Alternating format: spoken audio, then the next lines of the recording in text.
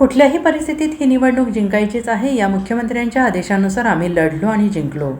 ज्या अदृश्य शक्तींनी मदत केली त्यांचे आभार. सध्याचे राजकारण सामान्य कार्यकर्त्यांचे आहे. प्रस्थापितासारखे वाड्यात बसू नाही तर गावगाड्यात जाऊन राजकारण केलं पाहिजे हा संदेश या निवडणुकीने दिला आहे. मंत्री जयकुमार गोरे यांचे विधान. सांगली सातारा ही विधान परिषदेची निवडणूक जिंकायचीच आहे असे मुख्यमंत्री देवाभाऊंचे आदेश होते आणि त्यानुसारच आम्ही लढलो आणि जिंकलो आहोत. आणि या निवडणुकीतील विजयामध्ये महायुतीसह अनेक ज्ञात अज्ञात अदृश्य शक्तींनी आम्हाला मोठी मदत केली आहे. त्या सगळ्यांचे आभार मानण्यासाठी आज सांगलीत भाजपाने विजयी आभार मेळाव्याचे आयोजन केलं आहे. आणि यावेळी माध्यमांशी बोलताना मंत्री जयकुमार गोरे यांनी हे वक्तव्य केलं आहे. आम्ही मुख्यमंत्र्यांच्या आदेशानुसार कोणत्याही परिस्थितीत ही निवडणूक जिंकायचीच या भावनेतून लढलो. कारण मुख्यमंत्री देवाभाऊ यांच्याकडे दैवी शक्ती आहे आणि ती शक्ती सगळ्यांचे समाधान करणारी आहे. आताचे राजकारण हे सामान्य कार्यकर्त्यांचे आहे. कुठल्याही प्रस्थापितासारखे वाड्यात बसून राजकारण करता येणार नाही. गावगाड्यात येऊन राजकारण करावं लागेल हा संदेश या निवडणुकीने दिलेला आहे असे विधानमंत्री जयकुमार गोरे यांनी सांगलीत बोलताना केलं आहे. शिवसेना उद्धव बाळासाहेब ठाकरे गटाच्या खासदार संजय राऊत यांना उत्तर देताना मंत्री जयकुमार गोरे यांनी म्हटलं की आता शिवसेना उद्धव बाळासाहेब ठाकरे गट अदृश्य होत चालला आहे. हा भीम पराक्रम करण्याचे काम संजय राऊत यांनी केलेलं आहे. आपण काय काम केलं आहे आणि त्याची काय फळे मिळणार आहेत याची कल्पना त्यांना आहे असा टोला मंत्री जयकुमार गोरे यांनी यावेळेस लगावला आहे. महायुतीची 600पेक्षा जास्त मते असताना त्यांच्या उमेदवाराला 594 मते पडली आणि महाविकास आघाडीच्या उमेदवाराला त्यांची 193 असताना 294 पडली. सुमारे 100भर मते फुटल्याबद्दल विचारलं असता ते म्हणाले, आमची किती मते फुटली यापेक्षा आमचा विजयाचा आनंद साजरा करण्याचा इरादा आहे. निवडणुकीत एकमेकांचे उड्डे काढले जातात त्यात काही विशेष नाही असंही त्यांनी यावेळेस बोलताना म्हटलेलं आहे. विजयाचा आनंद तर आहे. आज सातारा आणि सांगली विधान परिषद मतदारसंघात पहिल्यांदा भारतीय जनता पक्षाचा उमेदवार निवडून आलेला आहे. राज्याचे मुख्यमंत्री आदरणीय देवेंद्र फडणवीस साहेबांना मनापासून धन्यवाद.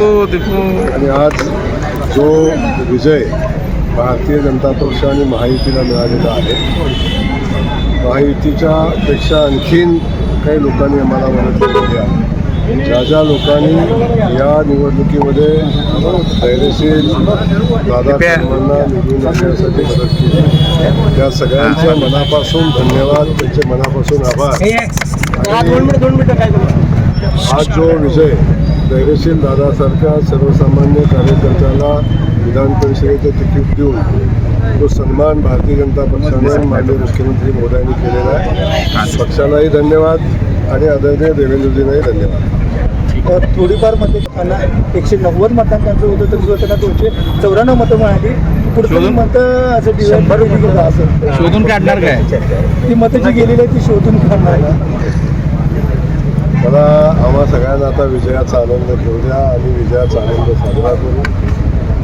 मतं मिळालेली आहेत परंतु मी पहिल्या दिवसापासून सूचना होत्या की महायुती म्हणून आपल्याला निवडणूक लढवायची आहे. परंतु कसलीही परिस्थिती निर्माण झाली, कुठल्याही परिस्थितीत निवडणूक जिंकायची आहे. त्यामुळे आलेल्या सोबत घेऊन गेलेला नमस्कार करून ही निवडणूक जिंकण्याचा संकल्प आम्ही केलेला होता आणि मला वाटतं तो संकल्प पूर्ण झालेला आहे. 301 मताने मिळालेला हा विजय आहे. मला वाटतं सांगली स्थानिक स्वराज्य संस्थेच्या इतिहासामध्ये एवढ्या मोठ्या फरकाने मिळालेला हा पहिला विजय आहे.